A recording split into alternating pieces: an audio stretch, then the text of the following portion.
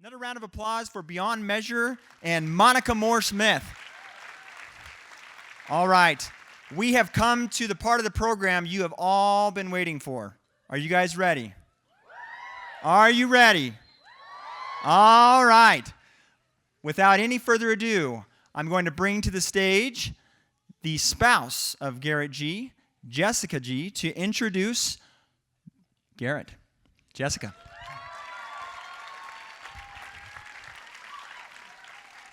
Hi, I'm Jessica. This is so weird being up here. This is like accounting and American Heritage classroom, so this is so weird.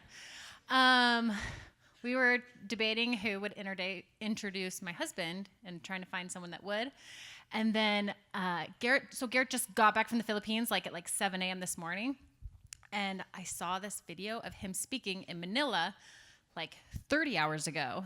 And I just wanted to show you a little bit of it. And it's pretty funny because I don't want you to have the same reaction as the Filipinos. But I don't know, maybe you can make Garrett feel a little bit good about himself. But this is really funny, at least to me. Oh, can you start it? I gotta get this down. Hang on. Can you rewind that first? Yes. I'm having audio issues. My oldest sister Joanna and my brother. I have plugged it, so I think it. Audio issues. Sorry about that.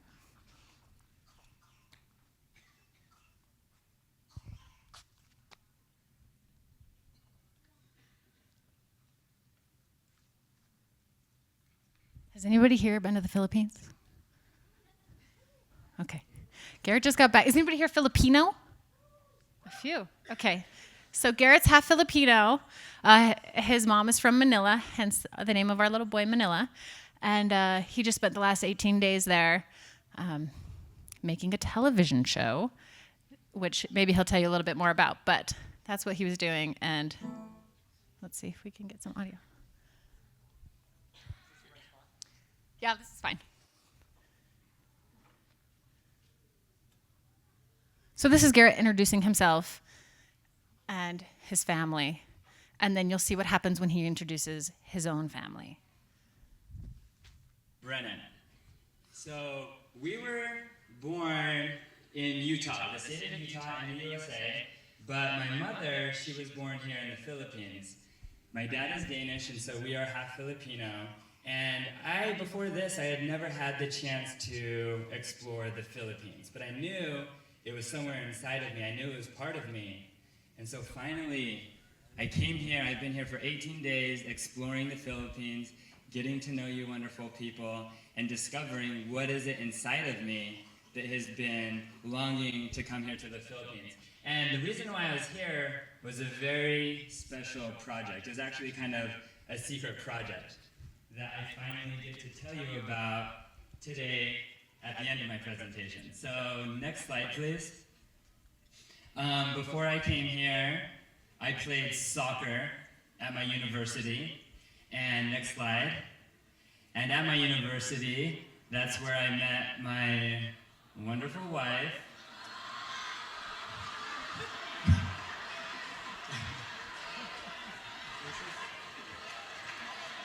Sorry guys, he's taking it. You can turn it off. Yeah. So Garrett has 1,000 Filipino girls, totally after him, and then they do this Q&A after, and it was a total Justin Bieber moment where a girl was like, "Can I give you a hug?" and just rushes after him. So anyway. It's good I wasn't in the Philippines, otherwise I would have had to regulate. But I don't want any of you guys thinking you can do the same thing here. But you can make him feel a little bit good, because he was sad to leave. Anyways, I did want to introduce my husband. He was born and raised in Alpine, Utah. He studied here at BYU, started off in the industrial design program, and then he finished off really just playing soccer. And he had a company that he started here at BYU called Scan. He sold it to Snapchat for $54 million. And after that, he decided to set it all aside and travel with his family. So he's a good guy. I like him. And here he is.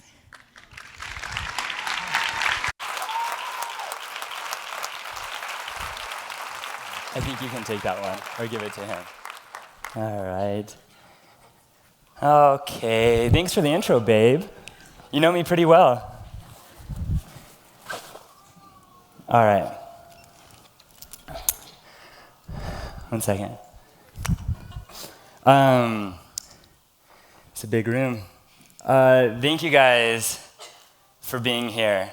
I think she mentioned, I was in the Philippines yesterday. What's up? I have yes man syndrome where it's really hard for me to say no to opportunities.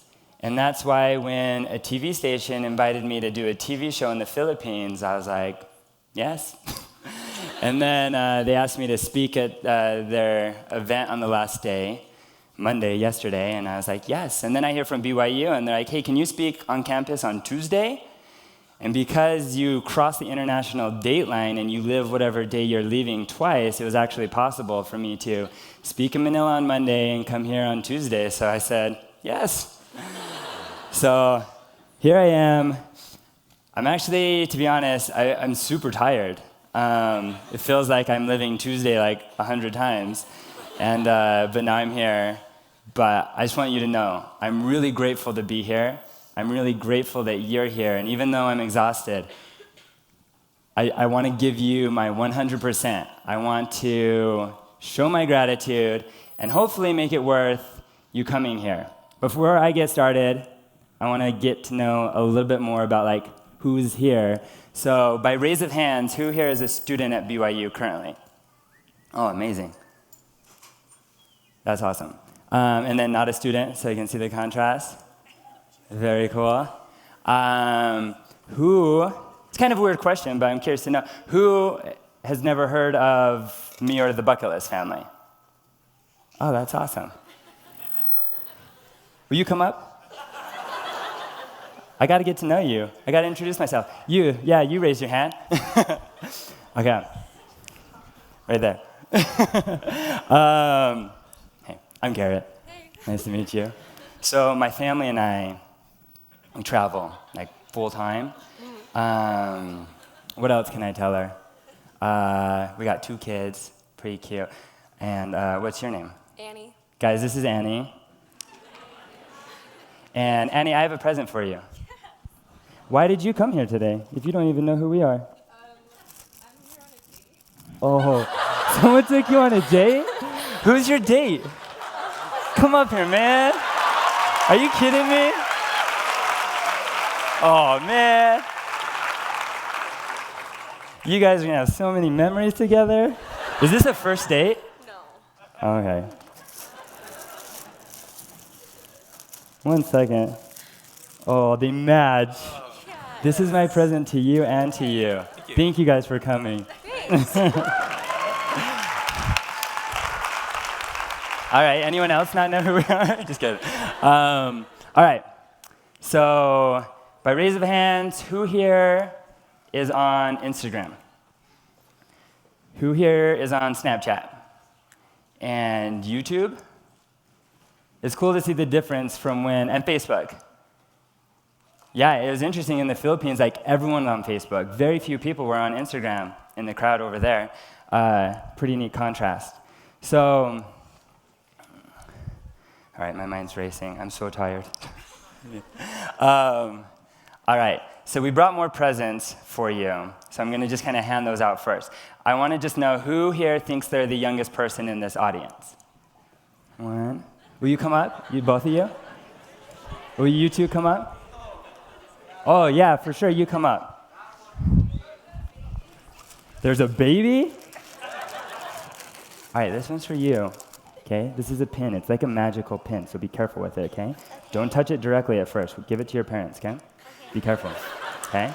Oh, you got an adventure band, man. Yeah. That is awesome. Okay, this is for you. Again, magic pin, don't touch it directly until you show your parents, okay? Okay. Okay. All right. And then these are for you, okay? All right, last question, last gift. Anyone here going on a pretty big trip coming up. You were fast. Where are you going? Thailand? Have you been there before? Oh, you haven't been there before. Come here, I got to tell you about it.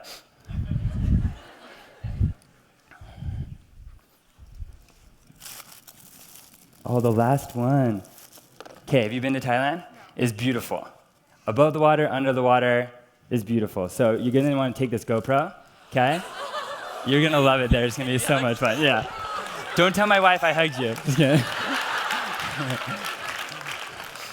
Okay. All right.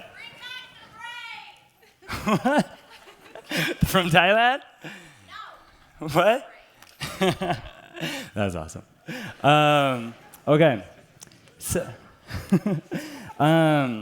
So there's kind of a theme. When I was going through my story and like what I wanted to share today, I noticed that there was this theme of what we've done over and over during my time at BYU, at Scan, at Snapchat, and now with the Bucket List family. There's been this theme of like seeing what life is kind of telling us to do, it not feeling right, and then stepping outside of that path to create our own unique future.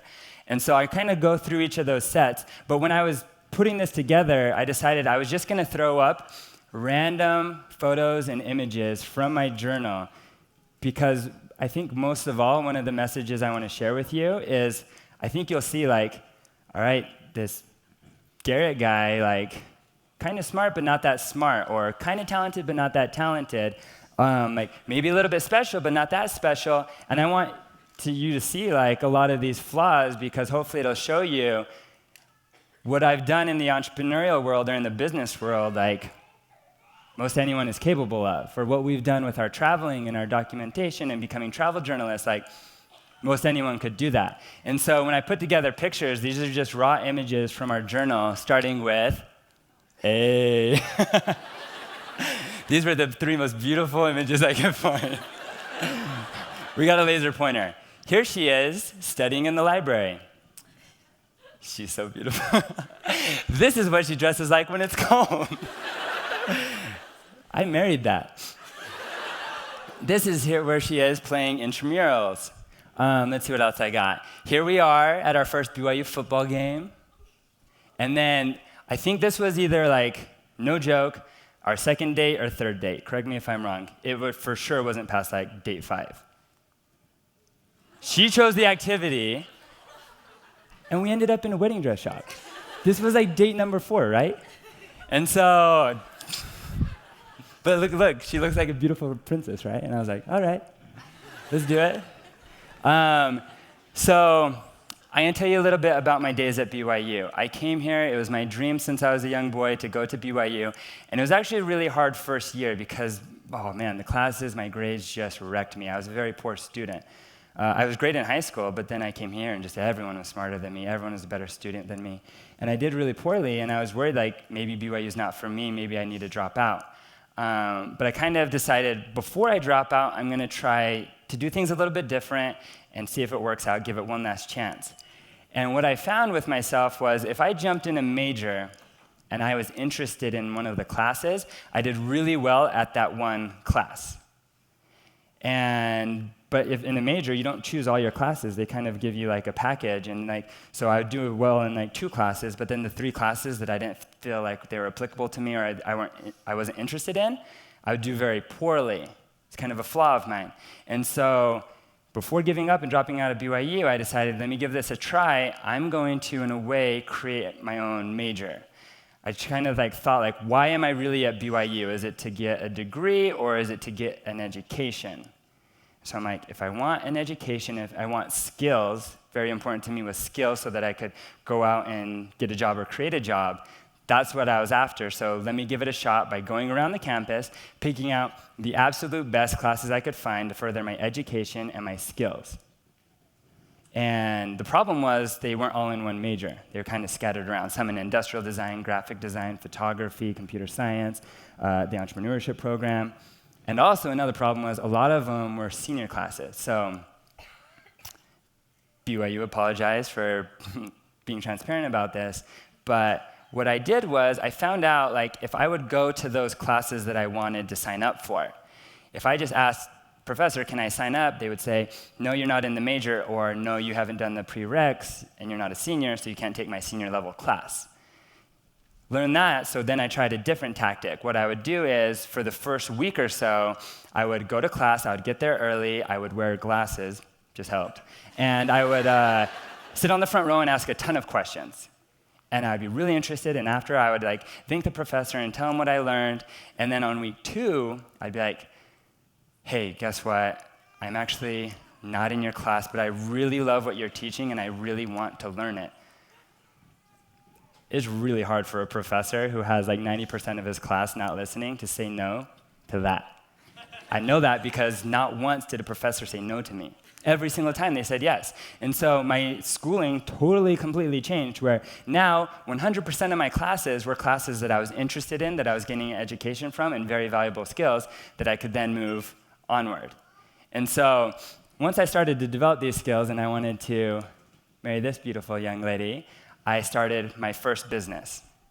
I had taught myself, or learned in these valuable classes, Photoshop and some computer programming or web programming.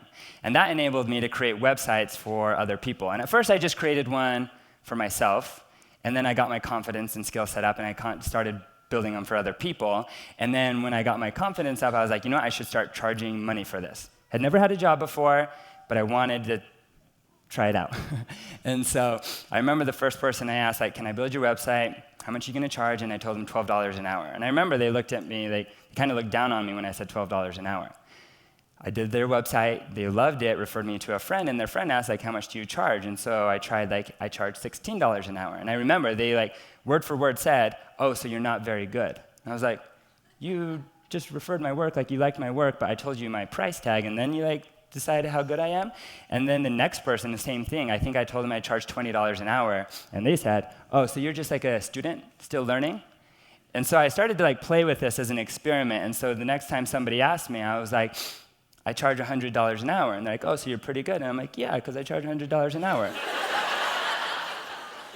And the cool thing was, the more important thing was, I was doing a good job. And I was working my hardest, and I was creating really good websites, and so my business was growing. More and more people wanted to work with me. And then it got to the point where I was too busy. But if you remember, I have yes man syndrome. So even if I had too much work, if someone's like, I want to hire you, yes, I would just say yes. And so I figured out a plan. I can't say no, so I'm just going to say yes, but I have a plan. I'm just going to charge so much so that they'll say no to me. So the next person comes and says, how much would you charge? And I was like, look, I'm booked up, I'm really busy, I know so many other designers that'll probably even do a better job than I will. You should go hire them. If you want to work with me, I charge $300 an hour. And they're like, well, shoot, you must be the best.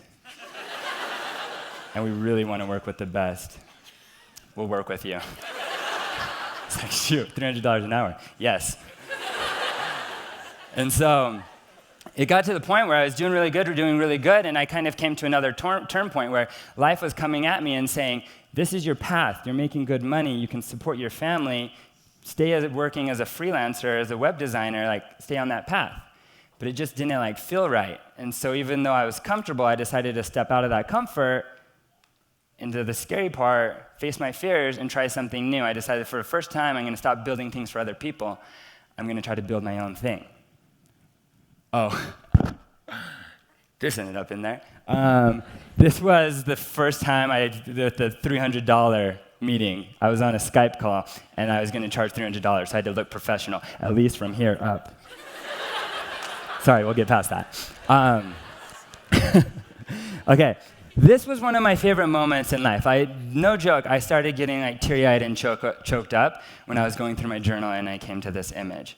Because this app right here, Scan, that's my baby. That was the first time I just stopped building things for other people, and I decided to build something for myself. So for the iPhone, I built, with two buddies of mine here at BYU, a simple barcode scanner called Scan. It was supposed to just be a side project, but I remember it was really, really hard for me because I'd never built an app before, never designed an app before. I was trying to get some people to team up with me that were smarter than me so they could help me finish it. And I was a freshman at the time, nobody wanted to work with me, but finally I found two people who said yes. Kirk Wiemet and Ben Turley. And they believed in me, and that meant the world to me, and so I gave them my all. And we built this app called Scan. And this was the first time I saw it. Look how old Instagram looks. I saw it for the first time and was just so thrilled that something I had built was out in the real world. Anyone around the world can download it. I was so excited. I went to a party that night. I stood on the table. I told everyone in the party to download my app. It wasn't the biggest party, but I got 12 people to download my app. Okay? But the next day, I go to Ben and Kirk, and I was like, guys, I got 12 people to download our app. You're welcome. And they're like, you got to check the analytics, man. Our first night, we got 2,000 people. That was a lot bigger party than mine.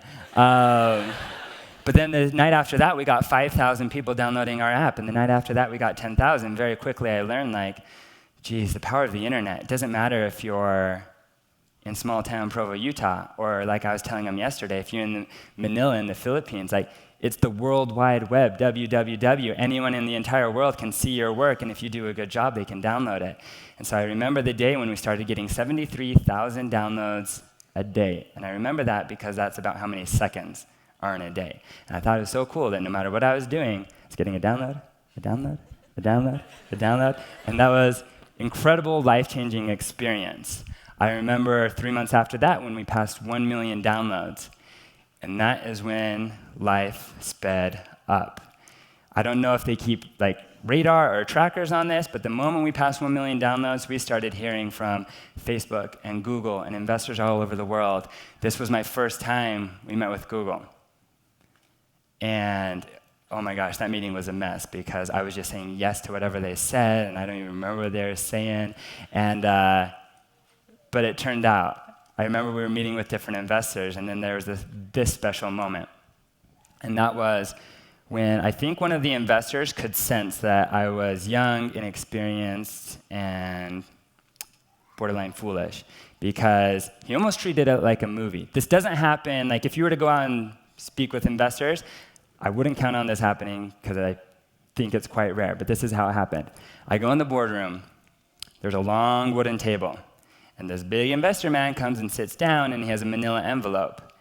And he's like, Garrett, you remind me of a good friend of mine. Do you know Jack Dorsey, founder of Twitter? And I was like, yeah. He's like my hero. And he's like, you remind me of when he was a young boy. And I was just like, oh my gosh, I love that. And he slides over the manila envelope. I open it up, and there's like charts and numbers and all this like technical stuff. Luckily, Kirk, my co-founder, was with me. He's so much smarter than me. And I was like, what does this mean? And his eyes get super big, and he's like, basically, we're millionaires. And I was just like, trying to hide my smile. Oh my gosh. And that's when we signed our first term sheet with investors for $1.7 million to start our business. I remember going back home to Jessica and telling her, like, that our lives had changed. I remember this fun day where we found this old abandoned down warehouse, and our friends helped us sweep out the cobwebs. Me and my buddy Javon like refinished the wood floors together, and I mean, we went from that shabby place and turned it into this. And it was just in South Provo, and it's when we started like living like a business. But once again, life came at me, and it was like, hey, you're a businessman now. That's how you should live your life. You should be a businessman. You should basically like sleep at the office. Your business needs to be successful. It should be the most important thing in your life. That's kind of what the world was telling me. It didn't feel right, but it was kind of like comfortable to listen to the world. But again, kind of like life lesson, I learned life has been better to me when I step outside of that path and try to have some courage and do things differently. And so when I looked at how I was living my life while I was building this company, I had my priorities. Most important to me was my health, my spiritual health, physical health, mental health. Also important were my relationships, my family, my friends, of course, my wife, and then my work. So work was at the bottom of the totem pole, but if you looked how I was spending my time, it was almost completely backwards. And I think most of the world is that way. Like if you work a 9-to-5 job, that is most of your time. There's no way your health or your relationships can beat that if you're working a 9-to-5 job. That if you were to look at your priorities based on where you spend your time, I think for a lot of us it can be unbalanced. And so that's when I did the same thing. I stepped out of the path and decided I need to switch things up.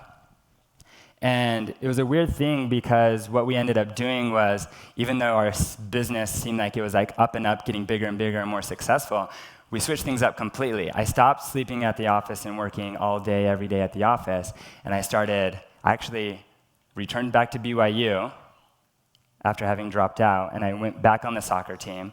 I started working out at the gym again. I started spending more time with my wife and kids, and literally we would go to the office one day a month. Not exaggerating. It was called the first Monday of the month was in-office day. Other than that, it wasn't. It was like, go live your lives. And the crazy thing was, even though our investors were like, oh my gosh, this business is for sure going to crash and burn, that's when it took off like never before. Because we didn't feel like robots building this. I feel like it was because we were like real humans living real life, building a real product. And that set us apart from all the competition, and we started doing well. And this was the day we sold it, as my wife mentioned. And I don't know, to be honest, I wish this was I wish this was a moment that everybody could experience at least once in their life. Not necessarily the money part, but the part where there's something you're working towards with all of your soul. Like, that is what you're striving towards. It's what you think about in the morning. It's what keeps you up at night, and then you achieve it. I wish everyone could have that moment, and that's what it felt like when I sold my business.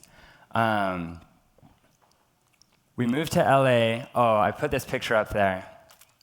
I put this picture up here. This is Ben Turley and Kirk Wiemet. These are the two guys who believed in me.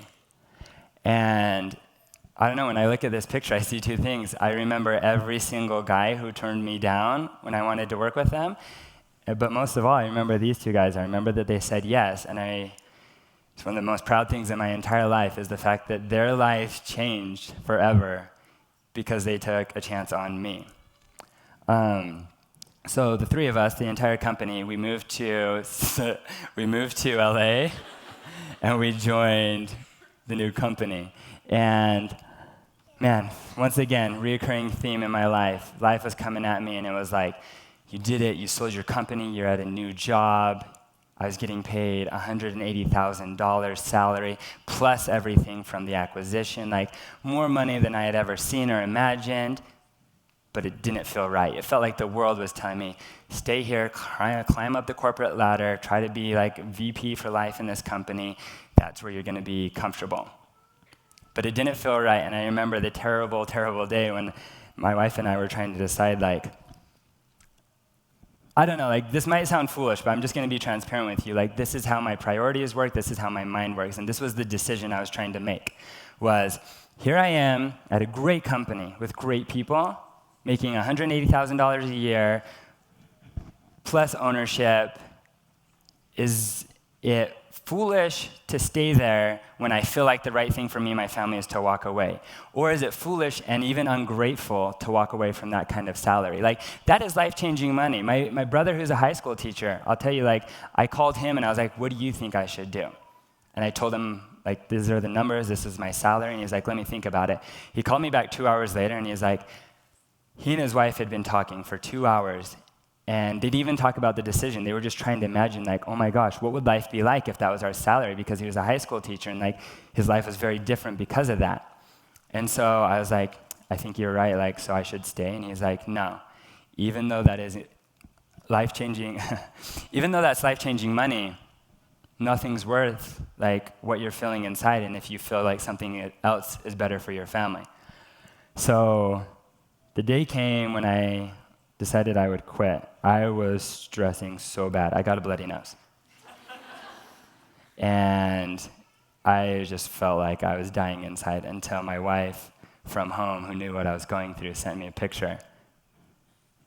And it was like, you got this, babe. Be brave, you can do it. And yeah, and that's when I stepped outside the path that life was coming at me, decided to try to be courageous and do something new. This is what it felt like when I was at that company. Again, I don't know if this sounds weird or not. I'm just trying to be transparent in case it helps somebody. But I had never had a job before, so I found myself with a job. I had a time that I was supposed to arrive, a time that I was supposed to leave, a boss that I was supposed to impress, like a salary that I was supposed to like hold on to. All those things were new to me because I had never had a job unless I had created it myself. And these were the feelings that were new to me. I had a boss that I was trying to impress. And for the first time in my life, the opinion of someone else was more important to me than my own opinion about myself. And that to me seems super whack. Like, no, my opinion about myself should rule all. Like, who's this boss guy, you know? And so that was completely new to me and made me very scared and uncomfortable. The other bit was my entire life, I had always woke up so excited. It felt like Saturday every day. I was going to wake up at 5 a.m., grab a bowl of cereal, and watch cartoons. That's what my life felt like my entire life until I got this job. And then I found myself waking up tired, wanting to go back to sleep. Like, I had never had those feelings before. Like, what was that? And then the last feeling I had felt was I started to feel scared and doubtful that were I to leave this company, I could ever do something successful again. And I felt like that was like the corporate structure. That's how it works. It's like they put these like invisible cuffs on you, telling you like, you can only do this, or this is your path, this is the ladder you're supposed to climb, here's the boss you're supposed to impress, and that was all new to me. Anyway, so when I decided to step out, I found this quote and decided to live by it that like, I need to live my life in a way that every day is Saturday. I need to wake up excited. And my favorite thing about Saturday, 6 days of the week are Saturday, and then you have Sunday, but for those 6 days of the week, all of which are Saturday, if you're living it right, you get to choose how you spend that day. Nobody's choosing for you. Nobody's telling you how to do it. Everything you're doing is proactive by choice. You're living by passion, and that's when every day feels like a Saturday. So that was my goal. And when I left Snapchat, my wife and I had this conversation about like, so what's next? You gonna go back to BYU and play soccer? Well, probably. But what are you gonna do after that? And so we had this really cool like thought process and conversation. And most of it came back to like these priorities, like, well, how do you want to spend your time? When I was at Scan, most of my time was behind a computer, and if I went to a conference, I was talking to like techies, and like there were just a few things that I'm like, you know what? I want to choose a career that gives me my dream life, makes me feel like every day is a Saturday. What's a career where I can spend more time with my wife and children? What's a career that I can spend my time doing my passions, like travel and photography and working on my health? And like, what does that life look like? What does that career look like? And honestly, like from existing careers, I couldn't like really pinpoint it. So we made one up, and we called it Adventure Travel Journalist. And all four of us, me, Jessica, Dorothy, and Manila, all four of us were going to be adventure travel journalists. And we came up with this idea, which was kind of a joke at first, but we started to like act on it, and slowly it became real. It was like, let's create this bucket list. What countries would you want to go to? Dorothy, where would you want to go to? Disneyland, that's not a country. What country do you want to go to? And we compiled this list, and then we're like, well, should we spend like this new money from selling the company? No, like we can't go down that path. The money came into our lives quickly. Like, what if it left quickly? Let's be smart about this. And we just started coming up with this plan to sell everything. I found this picture in my journal where I took all my clothes, and we sold all of our clothes. We sold all of our furniture. We sold our car. And then we were just renting an apartment, so we left that behind. And from selling everything, that's when we got $45,000, roughly. And my wife, she budgeted out, I think it was at least 4, but most likely about 6 months of travel. And so in my mind, like, okay, this is my new venture. This is my new career. This is my life now. So I have $45,000 to figure out how to turn this from a vacation, which I didn't want it to be, into a new lifestyle where we can have these adventures together, learn together, and serve the world together. And so we created an Instagram account, we created a YouTube channel, called it the Bucket List Family, and just started traveling. we had the mindset early on that, like, look, there's a good chance no one will ever watch these videos, no one will ever look at these pictures. So let's just have the mindset, make it a win-win situation. We'll create these videos in a way that we enjoy watching them, and there are like treasures, there are keepsakes. So if nobody ever watches them, that's okay. It's worth the time, it's worth the memories. And then on the plus side, if somebody watches them, maybe we can turn this into something that pays for itself, that fuels itself, or maybe even someday becomes profitable. And that brought us to where we are now. And so if I were to sum it up, I would say this is what I've tried to do throughout my life, is I've tried to always ask myself, like, what's the real question here? When I was at school at BYU, the real question was, why am I going to school? Is it so I can get a degree, or get an education, or get skills so I can create my own job? Like, none of those are a wrong answer. But the important thing is that you know your own answer. It's going to be unique for every person. The other thing is, like, why do you work? Like, do you love your work? Do you not love your work? Do you go through, like, a terrible job that you don't enjoy so that you can enjoy your Saturday? Or do you go to work so that you can travel? Because that was kind of my situation was, if I want to travel as a family, can I find a job that I can make money and then pay for a vacation, or can I make the traveling my job? So again, like, none of these are the correct answers. They're just really good questions that can help you in life. And then the last thing, the very, very last thing I wanted to share, and this for me has basically been my secret recipe to my life. I don't know if it'll help other people, but for me, this has changed my life. None of this works because I think a lot of people from the outside can look at me and how I live my life and label it as, like, rebellious or disrespectful. But like BYU, for example, I would really hope they would never find me, like, building my own major and taking my own classes, stepping outside the rules, dropping out 3 times, lying about my age so I could play on the soccer team. Like, I hope they would never find that, like, too rebellious or disrespectful. I love BYU, and I'm so grateful for everything that BYU has done for my life. So for me, the important thing is I'm, like, questioning life, questioning everyone. I think the important thing for me has been, as long as my intentions are pure, it's okay to do things that way. It's okay to question the norm, as long as your intentions are pure. And the second thing for me has been hard work. Because if you're an entrepreneur because you hate working for a boss and you just hate working and you don't want to, like, work hard, I mean, it sounds like a bad reason. But if you're wanting to be an entrepreneur because you're wanting to work even harder and you're wanting to put your real passion behind it, you know what I'm saying? So a lot of this is the same thing with our travels. Like, you know, Instagram, beautiful pictures, looks like vacation. But then when you, like, pull back and you see the hard work behind it, none of how we live our lives would work without the hard work. And then the last thing that I think is most important of all is it only works if you're being true to yourself and true to your passion. There's a weird thing that I've done with our YouTube channel where the second I decided we wanted to build a YouTube, I stopped watching YouTube. Because there's so many incredible people out there, so many inspiring channels, and I didn't want to copy them. And it's not like I would copy them on purpose, but as soon as you watch one, you're like, oh, that's how you do a vlog, or oh, that's how you do, like, an intro. And I didn't want any of that to like, contaminate my creativity. And so I stopped watching to make sure everything we were doing was our way, our style, is true to ourselves. And so that would be my hope, that from all this, if there was one takeaway, you would see whatever it is about you that's special, whatever it is about you that, like, drives you, that passion is inside you, if you hold on to that and don't let the world change it and do it your way, your unique way, while you have pure intentions, you work really hard, and you stay true to yourself, then you can literally do anything. Thank you.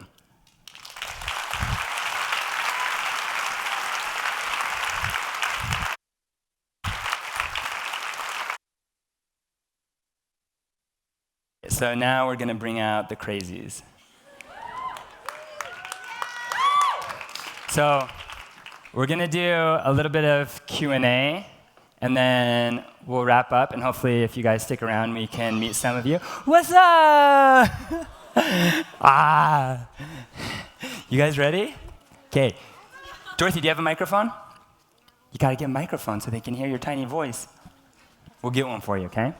Which seat do you want to sit in? Go choose one. Water. So stoked. Is that right? It will in here in a second. Okay. All right. Get your questions ready, and you can direct them at the wee ones. Anyone have a first question? Yeah, little guy. Yes. What's up, man? What's your favorite country? Such a good question. What's your favorite country? I don't know. Okay, think about it. I'm going to ask you in a second, so get an answer. I'm going to ask you in like 23 seconds, okay? China? Good one. That's awesome. All right. Okay, Manila, will you give this to Dorothy? Give it to Dorothy. Okay, Dorothy, what is your favorite country? Kyoto? What country is Kyoto in? Japan? Why do you like it? Because it has chopsticks. Chopsticks. Okay, give it to Manila. Let him answer. Manila, what's your favorite country? Buddy, what's your favorite country? You tell them. Say it loud. Hotel. The hotel? On the way over here, it was the airport. His favorite country was the airport.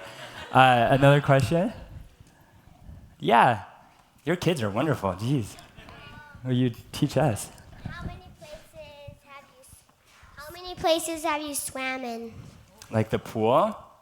No, everywhere. Everywhere, like the ocean too? How many different countries? Yeah. Dorothy, what's the biggest number you know?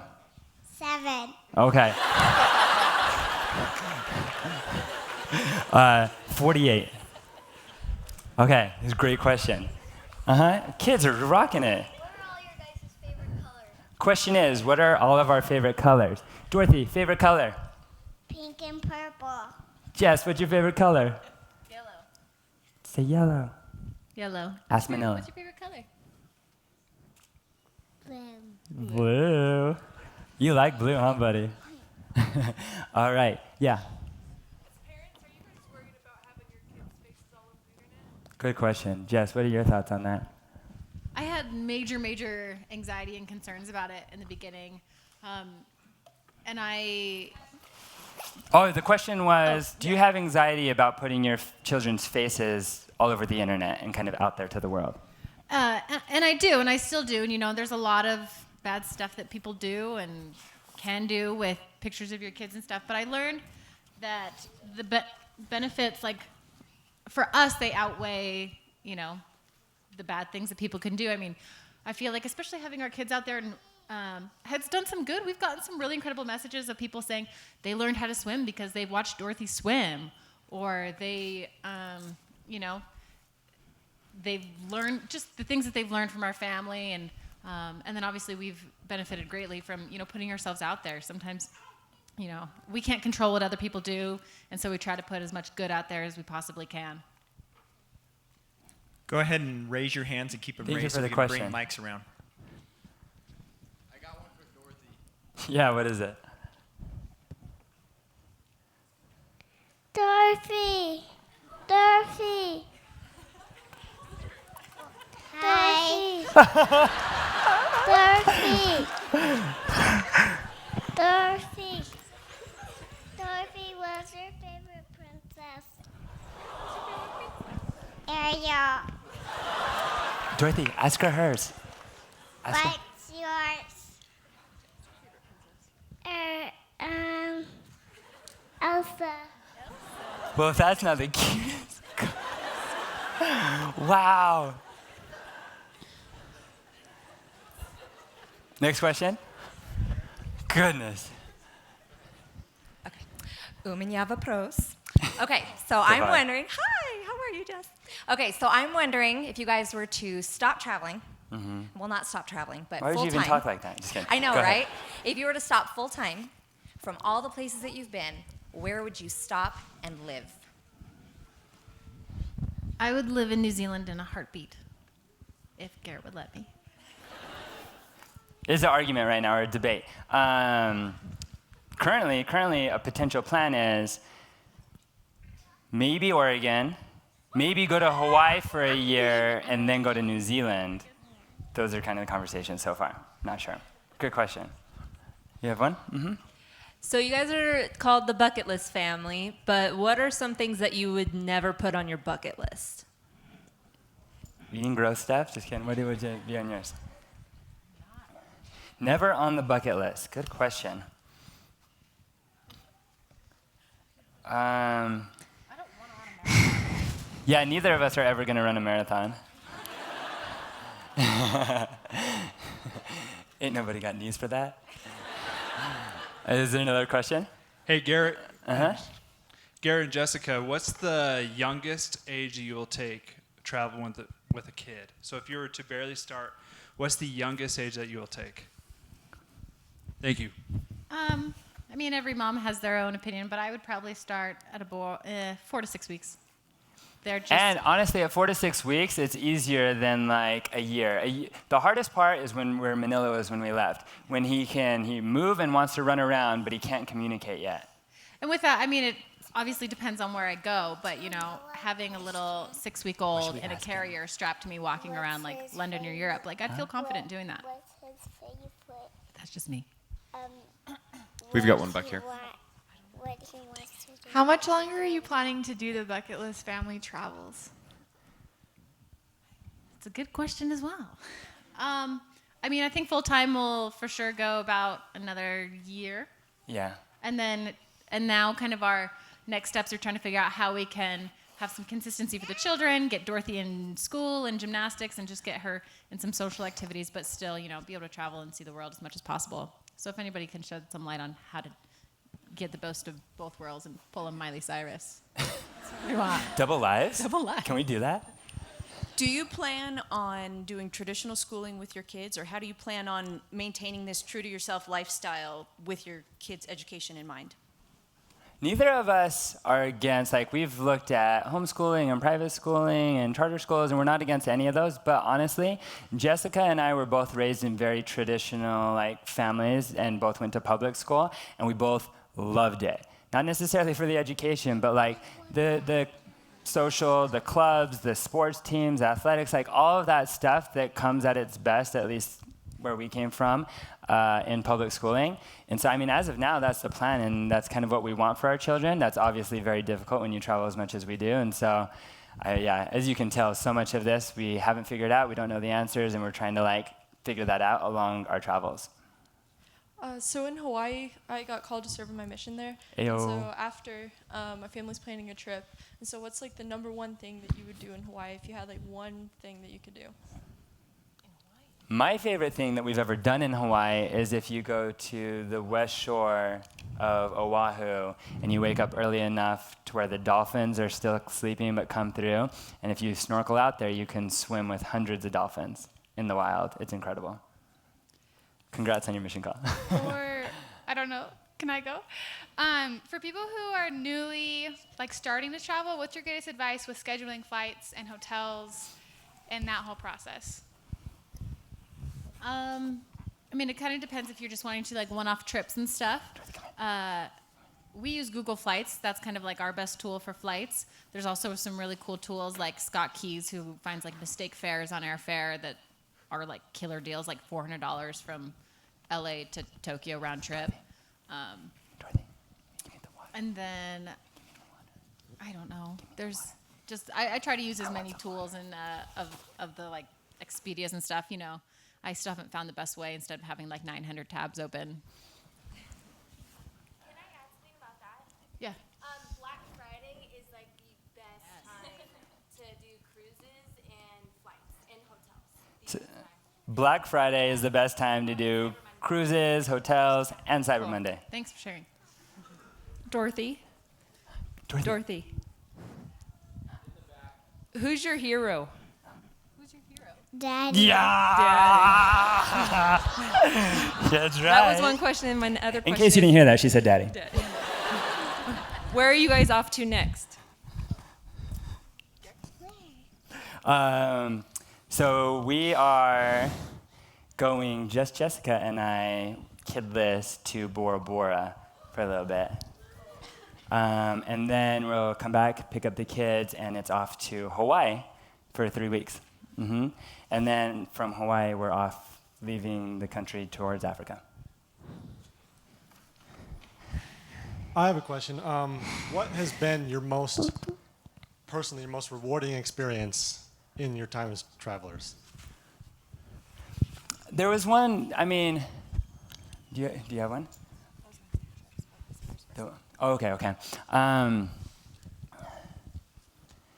We did a fundraiser in Nepal where we went to Nepal. We learned about the troubles of human trafficking. It just broke us down and broke our hearts. But then we kind of rebounded from it, decided to do a fundraiser and build a school to help prevent it. And thanks to our community, we were able to raise $50,000 and build this school. And honestly, like to tell you behind the scenes, we had no confidence that we'd be able to raise any money. When they came and approached us and they're like, we want you to build a school, it costs $50,000. We're like, yeah, no, we'd love to help. I bet we could, raise $2,000, maybe $3,000. And they're like, no, we want you to do the whole $50,000. And I said yes. But we didn't have any confidence that we could do it. We posted it, we put it out there, made a video, and then thanks to you and our incredible community, in less than a month we raised $50,000. And so that was one of the better accomplishments we've done as the Bucket List family.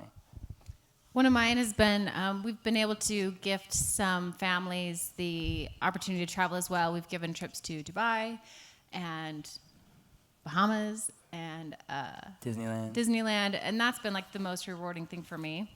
And actually, we've invited someone here today to give a getaway to.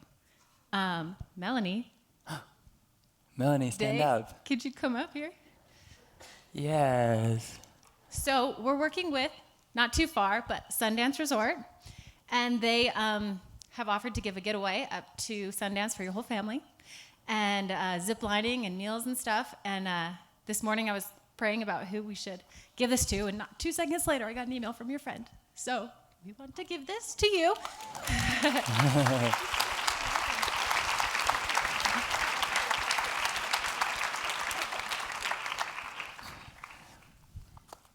Next question. I have a question. Is there anywhere where you guys don't want to go to visit, to travel to? I don't feel like we can answer that. They'll come after us. There is, yes. To answer your question, yes, there is. Next question. Good answer. Okay. Next question. Sorry about that. My husband and I, we love to travel with our 4 kids as well, and we really want to travel for an extended period of time. But we're very, very close to grandparents and extended family and cousins. And so my question to you has that been a challenge for you guys, and do you have any encouragement or advice for us as far as that goes? Yeah, that has been for sure the hardest part, has been being away from family and friends. We miss them the entire time we're gone. It's so fun when we get to come back and see them. Yeah, I mean, you don't really have like a happy answer for that. Like, it's really difficult to be away from family and friends. We obviously keep going because we have found how rewarding it is and how important it is for like our family solo. But yeah, it's very difficult. What'd you find, bud? Yeah, that's the most difficult part for sure. Thank you. Okay, so yeah, your family has an unconventional home, you would say. Mm-hmm. How would you define family for you? What does family, or sorry, how do you define home for you? What does home mean to you? So one day we were in Miami, back when we were kind of traveling around the Caribbean, and our flight had gotten canceled, and we couldn't get it back. We couldn't get into a hotel, and I think Manila accidentally punched Dorothy, and her nose was bleeding, and we just had screaming kids. And Garrett and I looked at each other, and we were like, let's go home. And then I started crying because I was like, we don't have a home.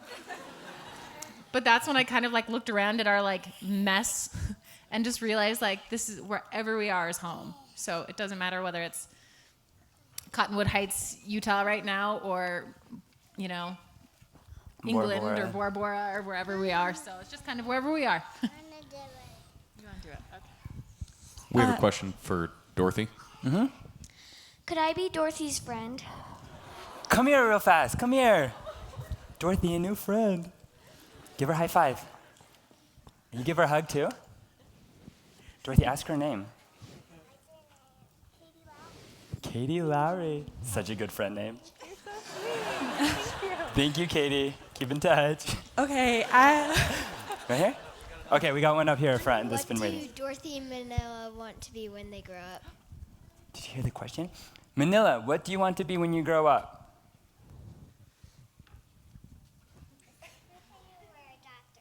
Doctor. A doctor? What do you want to be when you grow up, Dorothy? Soccer player. She's a daddy's girl, obviously. This question Great question. for Garrett, Mhm. entrepreneurship-wise. What would you say to the person that many times along the way you were kind of stuck and you were ready to take that next step but didn't take it? What would you say to that person that's ready to do that and want to jump in?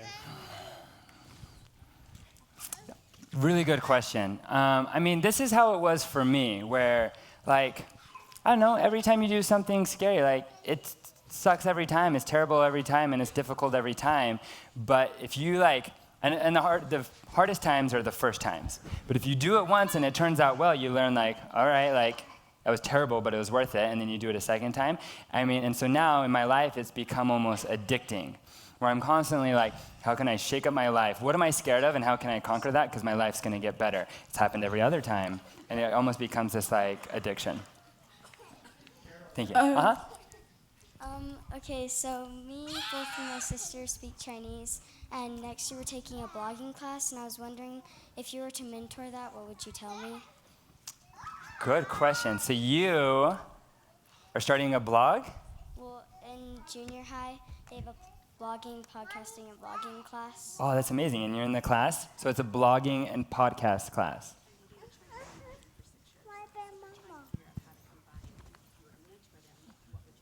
Wow. So that sounds really unique. You're learning Chinese, studying how to create podcasts and blogs. That sounds very unique and very interesting. My advice would be stay interesting, stay unique. You might find other blogs that do it this way or other podcasts that do it this way. Try to ignore that because you're incredibly unique and you're learning so many cool things. Like, hang on to that and do it your way. It'll be hard at first because you're brand new and people will be like, young girl, Chinese podcast? Like, never heard of that before because it's brand new and it's very cool and unique. But it'll take time for people to understand how cool and unique you are. So start it, keep learning, and if you ever need help, hit me up and we'll shout you out. It's a really good question. What is your best advice for jet lag and getting over it? Oh, right now. Going through this right now. No, our kids have done really well. I think we have a pretty simple recipe is whenever you land, whatever time of day, don't nap. Wherever you landed, don't nap. Just fall asleep at a good hour, like sometime after 8 p.m. You're going to be so tired, it's going to be hard not to nap. But if you push it till 8 p.m., you'll then be so tired that you sleep through the night, and then you wake up, reset, and on the new time zone. In the back. Garrett, this is, I'm an entrepreneur, and when you talked about trying to start Scan and finding somebody to work with you, that's where I'm at with my business. And how did you go about finding the people that could supplement where you needed help with your skill set? And then what was it, what did you do what did you do to try to, maintain the goal that you had and the image of how you wanted it to turn out? Dude, such a good question. That's a hard stage, right? This is how it went for me is, some people will say, I have an idea, this is what I want to create, but I got to keep it a secret. I want to get Zuckerberg, right? You got to put that fear aside. The truth is, anyone could get Zuckerberg. If you can't build something better than everyone else, maybe you shouldn't build it. Find something you're passionate about. That means you're gonna build it the best, and therefore you are impossible to get Zuckerberg. So this was my approach, was I was telling everyone on campus. It was probably annoying. Everyone on campus knew who I was and what I was building and who I was looking for. Most people didn't want to work with me. I was a freshman. I was young and inexperienced, but I was kept trying hard. And finally, I would go to clubs. I would talk in classes. Anyone who would hear me out, I was preaching to them. And finally, one day at a club, I meet Ben and Kirk. I got in front of the class and was like, this is what I'm trying to build. Anyone want to work with me? Sure enough, like nobody raised their hand, and it's because on BYU campus, like everyone's looking for good coders and developers, and so Ben, Kirk, really good coders, didn't want to raise their hand because they would be like looked at like meat. So it was only after the club, after I had like poured my heart out, that Ben and Kirk came up to me, and no joke, it was like, "Hey, I really like your presentation." "Oh, thanks. What do you do?" Ben got real shy and was like, "I'm a coder." And I was like, "Dude, let's get married." But from that point on, again, I was a young freshman, and I just started to court them as hard as I could, and I was buying them lunch and designing them business cards and trying to impress them any way I could. And then the last point to your question was, how do you maintain your vision and kind of like maintain control? And even there, like, you kind of got to give it up a little bit. It's my personal opinion. Most every other CEO would disagree with me, but as CEO of Scan, not only did I like give up a lot of the vision and the control, but I literally gave up equal ownership and like money to each of my buddies. My goal was to make it a success. I knew they had to be equally invested, and I knew they would only be equally invested if they were literally equal partners with me. And so most CEOs wouldn't do that, but I just gave them equal rights throughout it. 3 buddies, took it to the moon, and it worked out for us. All right, kia ora. My friend and I served our missions in New Zealand, and she wants to know, Wellington, the Wellington mission, we want to know what's it like going to church when you're traveling around the world. So you served in New Zealand? Yeah. What? You're so lucky. His dad served in New Zealand. That's so... It's been really incredible. You know, the church is the same everywhere you go. For me, like, when I walk in and I hear those hymns, like, I almost always get emotional just because that's like, even though oftentimes it's in a different language, that's like what it just feels right to me. You know, being also on the road full time, you know, sometimes we don't always get to church. And for me, as far as like my testimony is concerned, it's been up to me to continue to let my testimony grow. Like if I don't want to get stagnant, I have to study, I have to pray, and no one else is going to teach my kids right now, you know. So that's been a responsibility of mine and Garrett's, is to teach our kids as much as possible, because they don't have Sunday school teachers, or if they do, it's in Korean. So we just have to, you know, do our best to like really let our family's testimony grow together, and it's up to us. But I mean, everywhere around the world, it always just feels like home. Kind of as a follow-up to that question, when you have, right here, when you are about to take that next step into something that's kind of scary in a next business, whether it's next business or if you're traveling somewhere new, how do you have enough faith to be able to take that step even though it's scary?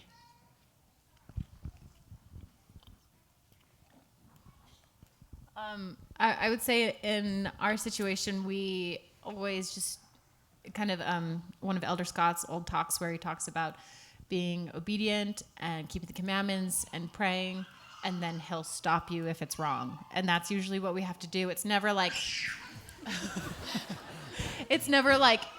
should we go to, you know, Thailand or should we go to Singapore? It's like, we're going to China or wherever, we're going to Singapore, stop me if it's wrong. And so, I mean, it's kind of been like that with this whole adventure. When we first left, we had money and planned to go for about 5 months. And it just felt right to keep going. So we've just kind of pressed forward and continue to go as long as it feels right, and that Heavenly Father's, you know, continuing to support us. So I'd love to ask just 2 quick questions if I can. Mm-hmm. First one, your kids are fantastic. Like, that's a great question. What's the secret? They seem like they interact really well, not only with each other, and they get along, and they're loving, and they're kind, and... Such a great question. But how is it done? I mean... First credit to them. Like, they're naturally really good kids, and they do really well on the road. They've adapted so great. We can lay out a towel, and Manila will fall asleep on the towel and be stoked on his new bed. Like, they've done really well. Any secrets? I mean, I would say like we have high expectations for them, you know, and taking them out into the world, you know, and taking them to restaurants, and they know how to act in a restaurant. They know how to act on an airplane because that's just what we do. So, you know, sometimes parents will ask me like, how do I, you know, travel with my kids? I'm so nervous, but it's hard when you're taking your kid completely out of their comfort zone, something that they're totally used to. And like Garrett said, like, we don't let them get comfortable anywhere. And so they've kind of learned to be resilient and try new things. And they've learned to be brave. And just because we kind of force them to keep getting out of their comfort zone. Okay, cool. Second question, really, really fast. A little more business-based. So I'm looking to go into the health field, which, from what I can tell, I know absolutely nothing about business and entrepreneurship. It seems like you have quite a lot of freedom in business and entrepreneurship. The medical field is a little more structured. You're underneath big corporations. You're probably always going to have a boss, even if you're an MD. What recommendations would you give someone going into the health field where they want to have that same sense of freeness and all the things that you talked about, Garrett, in your presentation? That's a really, really good question. Because there's like the benefits. When I was working at Snapchat, my wife like really enjoyed having me turn off at 5 p.m. Because when you're an entrepreneur, you never turn off. Like you're always like working and thinking about it. She really enjoyed seeing me like turn off at 5 p.m. And then I was just, watching The Bachelor with her. Just kidding. But seriously, I think it's possible, and it depends on everyone's personality, but I do think it is possible to be like entrepreneurial in a structured environment. I mean, can I talk about Nike? Never mind.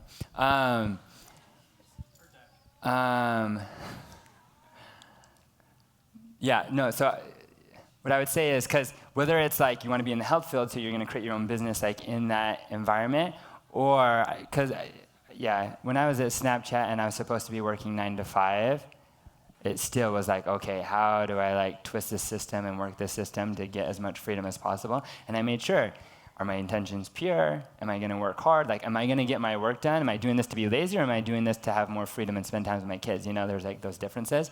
So those were just the questions I was constantly asking myself, no matter what environment I was in. Okay, so you've been traveling for a long time, and you plan to keep doing for a little while. Now, when you move to New Zealand and settle down, do you worry you won't be able to get used to it? Yeah. Do you? Yes. Yeah. I think it really worries Garrett. It's been so much fun. Like when we come home for Christmas and we're like home for 3 weeks, so much fun, so good to be with family.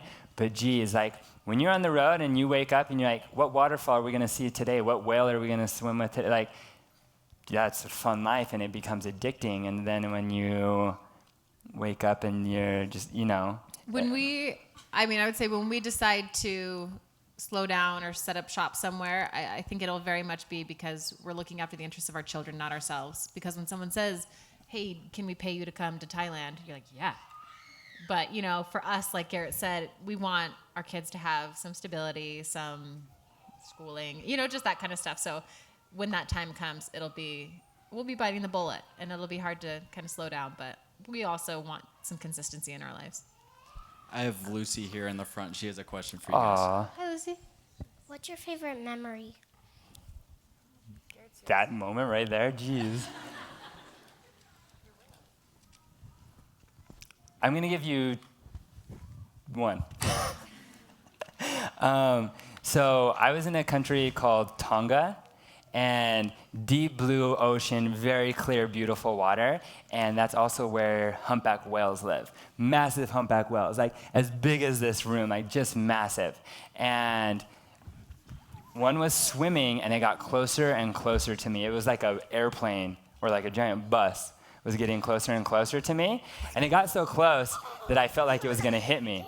So I reached out my hand just in case, and I touched it on the tail. And that was one of my favorite moments, was touching a humpback whale. Can she come give you a high five? Hey, Dorothy, your friend's going to give you a high five. She's going to give you a high five. What was your name again? Lucy. Dorothy, what's your favorite memory from our trips? Where we went to Disneyland. Awesome. Took her around the entire world. Get Disneyland. Well, do you like Disneyland in California or Disneyland in Tokyo? I I don't know. Both. Any Disneyland will do. I have a question. Well, I have two. But my first one is, if you could only go one, last place to travel, where would you go? One last. Probably somewhere with a big shark that would eat me, and that's why it'd be my last. What about yours? Africa. I'm really excited for Africa. Yeah. Africa's in our bucket list. How about you? If you could go just one place, where would it be? I don't know, probably Africa. Yeah. Africa as well? Awesome. Good answer. Has the bucket list family grown enough to sustain itself in you guys' lifestyle now? Good question. Real quick thought on that, because I was going to bring it up in my presentation. I think that's a cool question, because I remember when I was a student and business speakers would come, and I always had this question. I just straight up wanted to ask, how much money do you make? Private question, but as a young student, I really wanted to know, is this a lifestyle I want? Is this a career I want? Is this someone who I wanted to be like? What is it like? Anyways, I think it's a good answer to be transparent with it, is when we started, we were just burning through our $45,000. Traveling is really expensive. And about 4 months left, maybe 6 months, is when it was almost gone. And that's when we had 8,000. When did Dara Devi say yes? 12,000? So we had 12,000 followers when our first hotel said, yes, we want to work with you. They weren't paying us, they were just paying for us to come. So they were covering us. And we started getting more and more like that. So even though our money was running out, it started to break even. And then slowly we started getting paid gigs here and there. And then, and then it just went up and up from there. Whereas now we'll probably get 3 to 5 emails a day from companies, resorts, airlines, whoever, asking if they can pay us to sponsor or rep their company or visit their country. And so it was maybe 5 months ago that it became profitable and started being profitable to travel as a family. When you guys are doing stuff together, I'm right here, sorry, as a couple in different places, who watches your kids? Do you kind of fill it out so you can tell I'm a mom? So a lot of times we have stayed at pretty nice resorts or hotels, and so we'll often use their staff, who's pretty well vetted. Other times we've used friends, and then there's been a few times that we've had nannies come, or a babysitter. Or an Abby Keenan. So I'm really curious. I'm right here, by the way. Uh-huh. You guys are awesome. I'm a big fan. P.S. I'm curious of how, I know you said that now you have companies that start to reach out to you to come and cover travel and things like that, but I'm just curious, in the beginning stages of moving toward making that profitable, how did you, I know asking is always important, but what are strategies maybe that you use in order to reach out yourselves and kind of build yourselves to get to that point? So I would, if I knew we were going to a place, so like Garrett said, it was probably about when we were going to Thailand, and I just hit up 20 or 30 hotels and said the same kind of thing to everybody, hey, we're traveling around the world. We're adventure travel journalists. We made up our own title. And, we have this Instagram, we have this YouTube, we have this blog. And I would say, do you work with social media influencers? And maybe 1 or 2 would get back. And that's still what I do today. I mean, if we were going somewhere and I am looking for someone to host us or for a brand or something like that, then I'll just reach out. I'll kind of share, I'll share our channels that we work on, and then I'll share some of our demographics and our rates. And now it's a lot easier, but that's kind of what I did in the beginning, where I just asked a bunch of people. And there was a lot of thought that went into from day 0 as to knowing that was the eventual goal. If you look at the first post we ever did on our account, we tried to start in a way that as if we were already legit. So we tried to have really good content that brands would want to be a part of. So if you look through your feed and it looks kind of like Patagonia, or if it looks like North Face, then North Face might want to work with you. We work with Airbnb. They saw family friendly, travel, so those are some of the brands. And so from the beginning, we tried to look brand attractive or friendly. And then the other thing is we just kind of BS'd it, where we would post a picture of us wearing Tivas and be like, sponsored by Tiva. They didn't sponsor us, but we just kind of like tried to play that role for two reasons. One, we wanted other brands to think that Tiva thought we were cool, so they would think we were cool. And then the other thing was we didn't want our followers tell us and be like, oh man, you guys got big and then you sold out. We want to be like, no, we were selling out from day one. So yeah, from the very beginning, it was like cute picture, kind of brandy, kind of spammy, cute picture. And so we tried to do that from the very beginning. All right. If you have a microphone in your hand, these will be the final questions. I'm sorry, we have to close it down here pretty quick, but all right. So with all the hours you put in and all the hard work you put in with the bucket list family and keeping it running, because your work life and your family life are so interrelated, how do you keep the balance? That's definitely a good question. You know, when Garrett started Scan, we moved to San Francisco, and my background is also in web and tech and advertising and PR, and so I just naturally was able to start helping him. And after a little while, he started to treat me like an employee and micromanage me. And so I just pieced out. I was like, we can't do this. This is ruining our marriage. And then this has just evolved, into this family business. We had never really intended to work together like this, I guess. But our skills very well, we complement each other very well. And I think it helps that I'm not your boss, you're not my boss. It's it's just like a tag team effort, and if one of us stops, then we stop, which is fine, and there have been a few times where we've had to check ourselves and be like, are we done? If our relationship is ever in stress, then we'll really have to kind of check ourselves and take a step back and put that first. How did you guys meet, and was it love at first sight? This is, to me, this is Garrett Gee. We met on our missions in Russia. What was that? Manila. And he was my zone leader. So no, it was not love at first sight.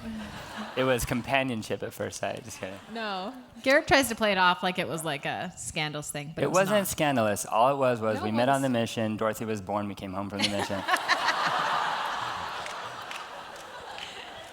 And so we met on the mission and then came back to BYU and started hanging out. I'll save you. Just kidding. I want to thank you very much for just doing what you do, because it's really inspiring, at least for my family. And I wanted to ask Garrett on Groundhog Day here, Tuesday again and again and again. When you finally went to the Philippines, how did it feel for you to connect with that part of yourself? It was cool. A lot of people had always wondered why I had never been to the Philippines, because I'm half Filipino, should have been at the top of their list. And the truth was, it was. But even when Jessica would ask me, why don't we go to the Philippines? I'd be like, that's going to be one of the most special places I ever visit. We can't just go there like we've gone any other place. We need to do it right. We need to make it special. And so we had kind of put it off, waiting for a special moment to happen. And that's when I was invited to be on this TV show. And it was actually, it was announced yesterday or today in the Philippines, that it's a TV show called Discovering Roots. And it follows me and my older sister as we went back to the Philippines to travel around for our first time. And it was 18 days? In 18 days, every other day we were visiting a new island, a new tribe, a new village, and really connecting with them, cooking with them, just incredible stuff. And it was exhausting, but it's gonna be really exciting to see. I think in July is when it premieres. But yeah, to answer your question, most of all, it was cool to see, I'd always been proud to be a Filipino, it made me different, and I like that. But now it's got this whole new meaning and a whole new level for me to understand why I'm Filipino, why I'm optimistic or happy or a little bit tacky. These are all kind of Filipino things that I learned. I'm like, wow, that's part of me, and it's there's a whole country, that I've been waiting to meet. It's very special. I bet. I'm supposed to ask you a question from behind me because I got the microphone. Are you going to have any more kids? I have 5 because I got 2 bonus kids, so I hate being asked this question. So anyway, are you going to have more kids? I don't know. We're going to Bora Bora. Just kidding. Just kidding. No, did I say that out loud? Come on, it's BYU. Sorry. Yes, we want more kids. So we're planning the next little while around non-Zika territories. Okay, I think I have the last mic. So I want to end with 2 questions. One is you say you do ads and sponsorships to help sustain your life and this journey, but how do you do it so that you still stay authentic and for us viewers not being annoyed by, it seems like everything they do is just an ad or a sponsorship, if that makes sense? Yeah. Totally. So first of all, when we see, we've gone through this, and you kind of have to, bite the bullet early on, and you're just going to take whatever you can get. And so if a carbonated drink, which I do not drink, carbonated drinks, reaches out and is like, we'll pay you $250. It's like, oh, should I sell out? And then, the early days, you almost, have no option. You want to. And then it's only once you get bigger that you can kind of be, picky and choosy of, all right, $200 from this carbonated drink, I don't need to worry about that because this car company just offered me 10 grand, So, you almost earn that privilege and that right. But honestly, when I see bloggers and I can tell they're selling out and they're doing that fit tea or the skin thing that's just a total joke, but I'm I feel your pain. I'll double tap that. Because that's the struggle. That's what your career is when you're doing that. But then, at least for us, we've now finally achieved where, my backpack, Thule, we're working with them. It's a sponsored deal. They're paying me to wear my backpack. But it was me that reached out to them, and I was like, look, I need a new camera bag, and I have searched the world trying to find the best camera bag, and I think it's yours. Will you please send me one? And then they're like, whoa, we've checked out your page. We love your content. How about we send you a full luggage set, and we do a full sponsored gig? And so luckily, we've been able to achieve that, where if you see us post about a brand, it's because we love it, we believe in it, we already use it. Yeah. Okay, my last question is, as a spouse and being, this is kind of more towards Jessica, but being married to someone that's adventurous and challenges you and wants you to step out of your comfort zone, how, as a married couple, do you guys agree on what your next steps are? Because this is kind of our life too, with me and my spouse, where he wants to travel and do all these things, and I'm more oh, maybe I should stay home and have a family. And how do you mix that, idea of doing those things together and not having it a conflict? He sounds like a stud. No, that's totally our marriage. Garrett is 100% shoot for the stars, outside of your comfort zone, anything non-conventional, and I'm the queen of comfort and my comfort zone. And he's pushed me a bunch, to be honest. If you would have told me 10 years ago that I'd be doing this today, I wouldn't believe you for a second. This is so not me. And I'm quite proud of myself for doing this. And I'm grateful that he's pushed me outside of my comfort zone, because I'm so surprised and proud that I'm doing this, and I feel like I'm doing a good job, and that I'm actually enjoying it. I like living out of a suitcase. I like having few things. So I think it's kind of a give and take a lot, where I'm super grateful for everything that, that Garrett has gotten me outside of my comfort zone, but at the same time, Garrett is alive today because of me. He, Let's just say it. Yeah. So, we really have to, we balance each other out, and you kind of have to let yourself go a little bit sometimes, and sell everything. Garrett convinced me. I was like, well, how about we sell 90% of our stuff? And he's like, you don't see headlines that says family sold 90% of their stuff. No, you have a family that sold everything. So Garrett is he's always pushing me to be bigger, to do more, and it hurts, but it definitely is a blessing when you get outside of your comfort zone, for sure. So thanks, babe. You're welcome. But he's alive because of me, for sure. Thanks, babe. The husband here, she's really supportive, and she pushes me out of the comfort zone, too. Good. All right. Well, round of applause.